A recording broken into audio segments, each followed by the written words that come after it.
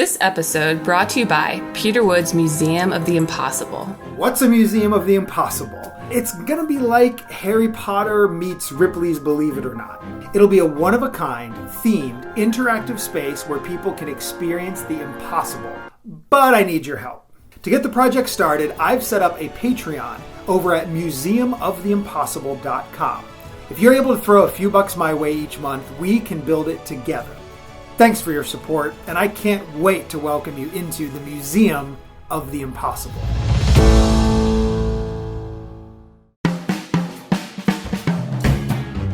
Welcome to the podcast of The Impossible. I'm Peter Wood, and my guest today has been seen on Penn and Teller Fool Us, at the Magic Castle in Hollywood, and at Speakeasy Magic in New York City. Please join me in welcoming the ginger magic girl herself, Caroline Gayle. Hello. Hello. Welcome. It's good to. Well, that's I appreciate that you've got the pronoun like built into your branding, so that makes it. Like, yeah, it makes it easier for everybody at this point in time. I was thinking, and I didn't have to look up any, I didn't have to do any research on you. I knew that obviously we bumped into each other on Fool Us, but then I've also seen really cool photos from the Magic Castle, then also Speakeasy Magic. So I don't really know where to be. I guess we should start let's go back to whatever you consider your origin story to be, and then we'll jump into the other stuff. Okay. Well, my origin story is a little bit different than the traditional magicians. I went to school for theater. Okay. I was studying to be an actress. I wanted to do classical theater. I thought I would be doing Shakespeare for the rest of my life. My first acting job right out of college, though, was working in a haunted house. Oh, awesome. So I decided, like you do. And it was grueling and hard on my body. It's a contact sport, but I loved it. Right. I loved scaring people. I liked making them cringe, and I made a couple people pee themselves. I was like, this is what power feels like. Awesome. So I kind of got set on this quest. How do I do that for the rest of my life? Right. And around that same time, I started kind of working on a magic act with a former partner. We were doing mentalism on the college circuit, and I wasn't quite sure how I was going to incorporate scaring people into performance. I thought maybe it would be like horror movies, but I didn't really like doing film work, as it turned out. And haunted houses are kind of seasonal, so you can't really make a living doing just that. And around 2010, I saw a magic show that was a theatrical seance. It was a little bit spook show. It was scary and funny and moving and kind of sexy and very atheist in tone. And it was called Play Dead. Yeah. And I turned to my partner and I was like, that is what I want to do for the rest of my life. Totally. So I've been on this quest to figure out how to make seances my full-time job, essentially. Okay. Yeah, I mean, you can't do better than Play Dead, for sure. That's, You really can't. That's that's the top tier entertainment. Sure. My line is, if I can create something that's a third as good as that, I can die happy. Yeah, no, absolutely. Well, and I know Todd Robbins has talked about wanting to bring it back or do. I mean, it was such a great success when it happened. Yeah. There's a lot of conversations that happen around how do we bring Play Dead back and what iteration. There's been conversations about making it into TV show and having it be a permanent installation in some places, but the stars have not quite aligned. You also have Teller that's involved in that show. Sure. Yeah. And he's dedicated to Penn Teller. It's hard to get him to go anywhere besides that, Sure. Yeah. So that must be both inspiring, but also frustrating. You talk about getting to be a third, that was so good and so groundbreaking, that, are you sure it isn't enough just to make you say, well, I can never do that. So why even bother? Todd has become my mentor in the last few years, which has been the most mind blowing thing in my life. And so I'm in a constant battle with him to recreate things he's done. There's a few promo photos of us in the world that are almost identical to each other, and he's like, I did it first, but you did it better. So awesome. That's the kindest thing you can get. Yeah. No, it's what I'm trying. He was on some podcast talking about Speakeasy Magic, and he didn't drop your name, but he definitely described, he, as an example of one of the things that people would see, he totally described you and what you were doing, you know, as like the archetypical, here's the speakeasy magic experience, you know? So I love that. That's yeah, lovely. no, but I mostly want to hear about Magic Castle, Rudy Kobe, giant shoe. Can you piece all that? I've seen this photo and I don't really know the backstory. So please One share. where I'm like smack dab on the front of the shoe, like I've been run over by Nick DeFott, who was driving it. Yes, correct. Yeah. So, Rudy Kobe was one of the first magicians that I box jumped for, and I was in his I did 2 Magic Castle shows with him, including a Halloween stint. If you do Halloween at the castle, you do a full week and then up until the day of Halloween. So normally at the castle, you just do a week. So the year that I did Halloween there, it was 10 days. Okay. Are you familiar with the Rudy Kobe, like how his like TV specials went, or like have you seen any of those? Okay. Yeah. Gotta make sure. So like he had that one character, Mrs. Modern, which was basically like, you know, the 1950s housewife that was that had like the dishwasher, like had a washing machine that you threw yourself in. And I was Mrs. Modern. I was also Nikki Terminator when she was in robot mode and not when she was in person mode. So I've been described as having robot butt. Yeah. Okay. And for our friend listening, that is a magic effect where the Nikki Terminator character is walking around robot from the waist up and then real human from the waist down. Is that accurate? Yeah. Okay. That is accurate. All I was right. the waist down version of Nikki Terminator. There you go. Most challenging magic trick I've ever done in my life. It sounds like it. It's rough in there. Yeah. But the Halloween week, like the theme of the Halloween week at the castle, they're always thematic. Like they always go way overboard. They made an alien invasion theme. So the entire inside of the castle was done up like it was the inside of an alien spaceship. Okay. So like we were going to do the Rudy Kobe show, but I was like, can I go like a little bit more extreme and make my Mrs. Modern like she's gotten like been injected by something and she's kind of deranged at this point in time. Yeah. Nice. So like that was the characterization. Like I was chewing when they opened the curtains on me. I had one of Rudy's fake legs and I was like chewing on it and I threw it aside and then I threw him in the box. I threw him in his box and we went from there. The shoe picture. Rudy is like the official magician for Vans. He has like a sponsorship with them. So anytime he appears at the castle, the shoe is parked in the parking lot. Okay.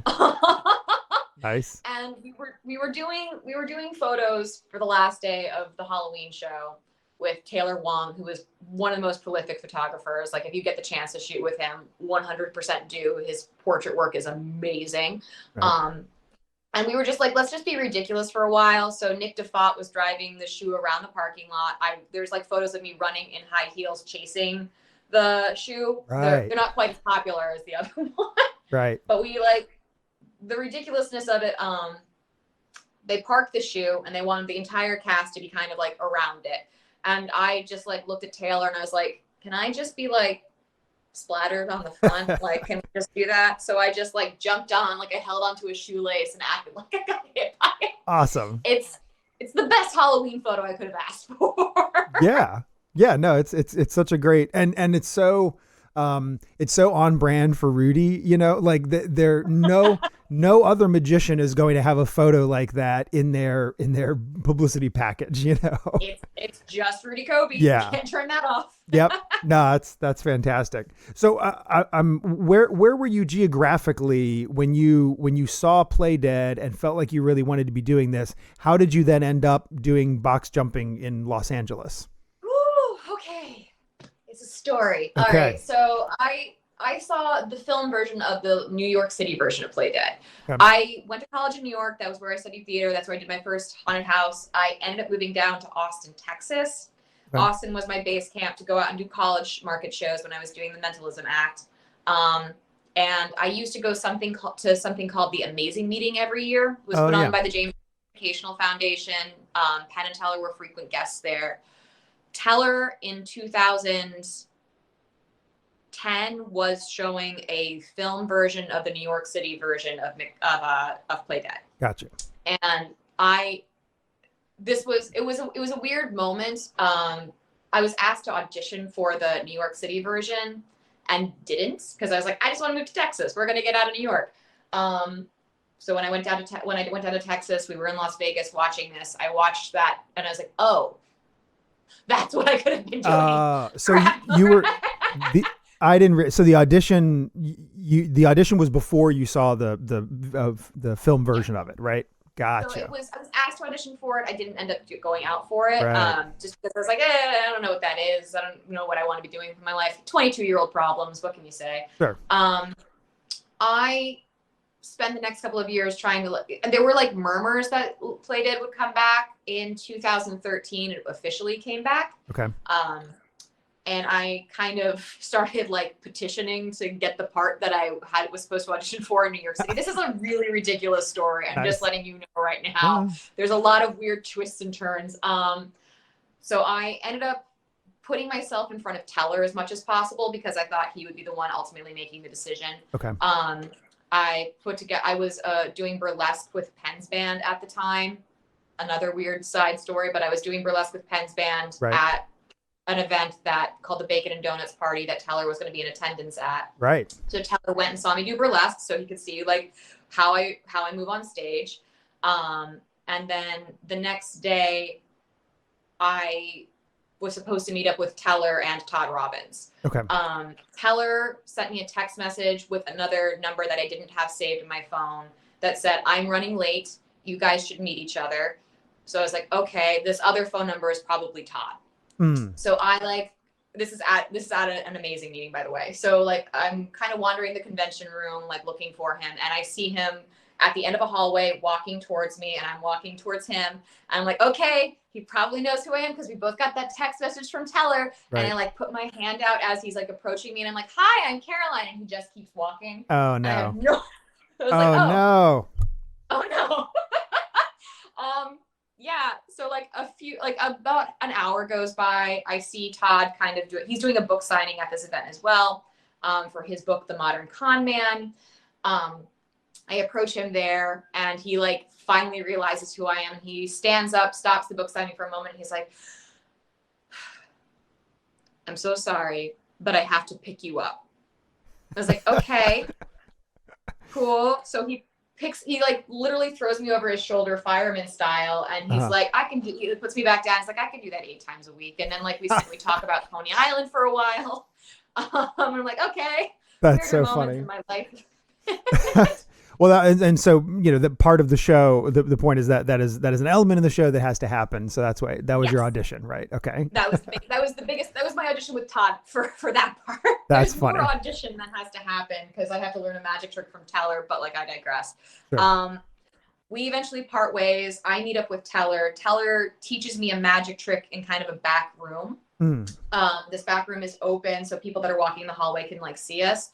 At some point in time, Todd walks by that back room, sees me with Teller, walks in the room. He's holding a bottle of wine for whatever reason, puts down the bottle of wine, opens his arms like this. I jump up, he picks me up, he puts me back down. He goes, ta-da, picks up the wine and leaves. Nice. This is just how Todd Robbins shows up in my life. I love it. Yeah. So like I ended up going out to Los Angeles, doing like the final audition at the Geffen. And the culminating magic trick in this show for the part that I was auditioning for Marjorie Crandon, who is a spiritualist and Houdini's main nemesis.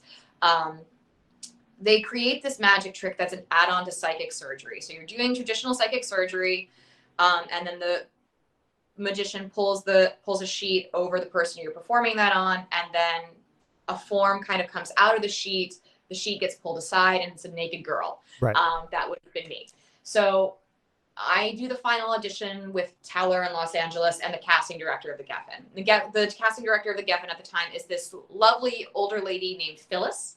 Yeah. She's like in her 70s and she's just very slight and like short gray hair, just charming as all get out. And I have to perform that final magic trick using her as the person that I get pulled out of. Oh, wow. So like I go through all of these little dark room pieces with Teller, and then he's like, all right, take your dress off.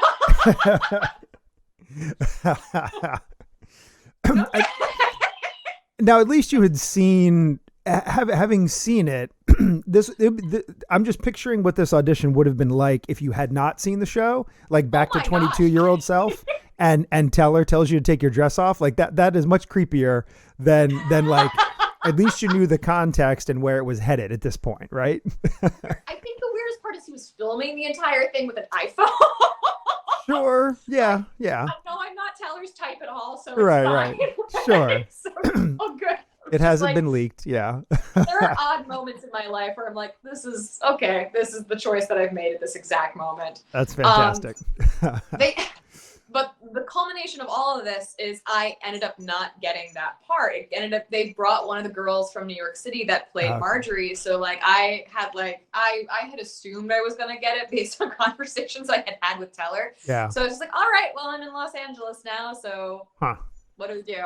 And I ended up like, I made Los Angeles my bitch. Like I did enough, and like I did a bunch of commercials. I did a lot of acting work out there. Okay. I learned a lot of magic out there. I learned a little bit more about what my voice is as a performer. So I don't regret moving to LA, but it was just like this weird roundabout way of getting there. Right. I mean, the main reason for you going out there was sort of the assumption that you were going to be landing this role to Geffen. Yeah. Okay. That I was going to be naked and covered in blood and getting pulled out of somebody eight shows a week. Sure. It's fine. I'll find another way to do it. And also, is that if I'm thinking of that routine, it's a different person every night, right? Like is that the one where it's a different audience member every night? Yeah. Or? Is that true? Or is that always somebody? It's always really somebody from the audience. It was never a plant. Right. Exactly. Yeah.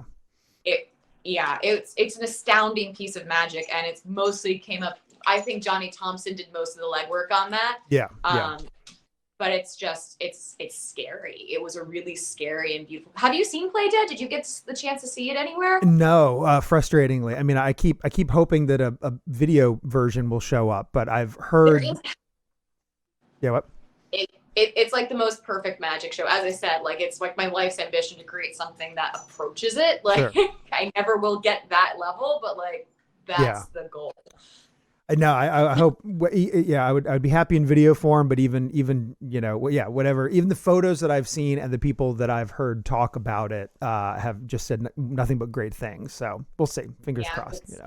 Yeah, one day, hopefully, we'll see it again. So I assume connection with Todd Robbins, then over the years, still staying in communication, and that's what leads to Speakeasy Magic. Is that right? Yeah. Okay. So over the last couple of years, I've been, hold on. Something went away. Hey, you're back. Cool. I'm back. Hooray. And I'm front.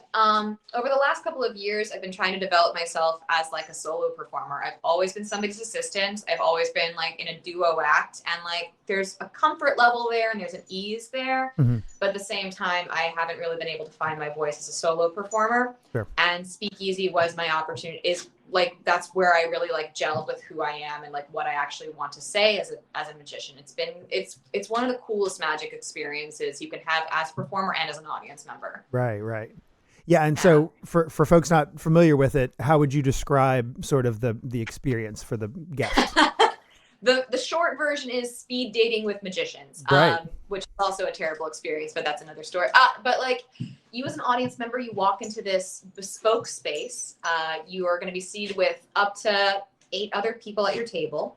And throughout the night, you will have 5 performers that will be right at your table with you. And then you'll have stage acts that go on as well. And that's like that's the easiest description I can give. It is New York City's best magicians. So you're experiencing up close these pieces that you wouldn't normally get the opportunity to. These are a lot of people that only do private events. These are a lot of people that only work for very high-end companies. And this is the chance to be in the room with those people. Yeah. No, and also I love the mixing of close up and stage parlor, the fact that you get both. You also get like a good variety of close-up performers. You're not just getting like card tricks on repeat. You're going to have pieces that you're going to have astounding card tricks, obviously, but we also have a good number of mentalists. So you're going to see these things that you wouldn't really get the chance to see in a lot of other settings. Right. Yeah. No, it's a great for everyone who's hoped for a Magic Castle of the East. I think that's the closest we have right now, It really is. It gives such a good base for a lot of other magicians to come in and kind of perform at for a moment in time. If you wanted to visit New York and like do a night there, you often will get the opportunity to. Right. I know while I'm out of town, I think my apartment is being used for a Spanish magician that's coming in. Oh, cool. So All right. you never know what you're going to get there. And as an audience member, you're always going to get a different experience. You might get a different magician. You'll certainly get different magicians every time you go in, or you'll get new pieces. It's also been it's a really cool place to kind of like, I don't want to say like beta test pieces, but if there's a piece that you really want to like hone, you can hone it over the course of the evening, because you have 5 opportunities to do it and 5 opportunities to adjust and change how you're going to present that and what the outcome is going to be. So it's just, it's a very alive experience. Yeah, no, that's a cool, I mean, and if because it's a longer experience for the performer than like a table hopping. Like if you're working at a restaurant, you're typically going to be doing a shorter set than what I understand you get to do at Speakeasy. Speakeasy is about 10 to 12 minutes, depending on you. You don't want to run too far over, because that's what's going to throw the entire evening off. But it's about that. Sure, yeah. Well, and then so we got a chance to bump into each other at Fool Us, one of the COVID seasons.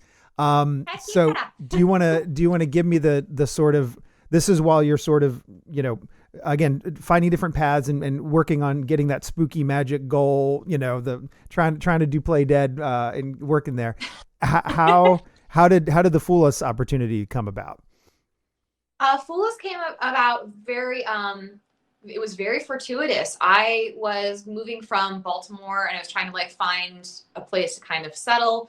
I ended up moving out to Colorado and working with, I was doing front of house work for Aiden Sinclair's Underground. Also a really cool theatrical experience as a performer. They pay very well. They treat the performers very well. And it's a good experience. They try to curate their seasons really well. Okay. But Aiden Sinclair is also one of the biggest like seance people in the country. And his fiance was interested in kind of learning a little bit of magic. So I have always been obsessed with spirit cabinets. They're one of my favorite antiquated pieces of magic. They're just, they've become ridiculous, but their origin story is so freaking cool. Sure. So like my dream for about a couple of years was to create a spirit cabinet that you could put a spectator in, have things happen around them without a magician inside the cabinet with them. So with that kind of loose idea, Rebecca and I kind of started putting something together, playing with different concepts, and we ended up approaching the Fool Us people being like, hey, so this is a piece of magic that hasn't been on your show. It hasn't been on TV since I think the early 90s at this point in time. Copperfield put one on TV, but I think that was the last time. Sure. So it's not really well known anymore. There's two women performing it, which is also an anomaly in magic. There's just not a lot of female duo acts at all. We would like to do this for Fool Us. And that was it. They're like, nice. Yeah, all right. Sounds great. Make it happen. Awesome. We went with contacting the ghost of my deceased cat, just to make it like more respectful, because Penn is very anti-spiritualist magic altogether. So like keeping it as a pet, and not contacting anybody we didn't know kind of made it a little bit more okay in his eyes. Sure, totally. Yeah, but that was an amazing experience and like a complete dream come true. Not just because like I got to bring this piece of magic to life, but I got to this was kind of like, it was a moment in time where I was like, here's me debuting as the magician. Like this is me doing this. I'm not in the box right now. I'm kind of in the box, but I'm not in the box. Sure. Yeah, no, it was really fun to finally, to see it all come together.